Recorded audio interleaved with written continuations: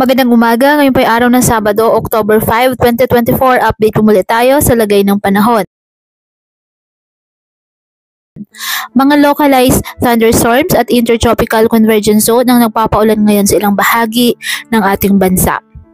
Wala pong minomonitor na bagyo o low pressure area sa loob ng ating PAR na maaaring makapekto sa lagay ng panahon.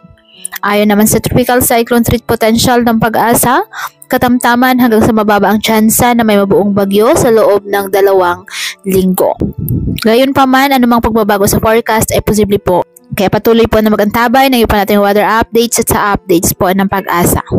Ngayong araw, makakaranas po ng maulap hanggang sa maulap na panahon ng ilang bahagi ng Palawan, Antique, Iloilo at ilang bahagi ng Negros Occidental, Bohol, Leyte, Samar, Misamis Oriental, Lanao del Norte, ilang bahagi ng Lanao del Sur, Sultan Kudarat at bahagi ng Zamboanga del Norte na dulot ng ITCZ at pamumuo ng mga thunderstorms. Ganon din po asahan sa Bataan, Albay, Sorsogon, Northern Samar na dulot naman ng mga localized thunderstorms.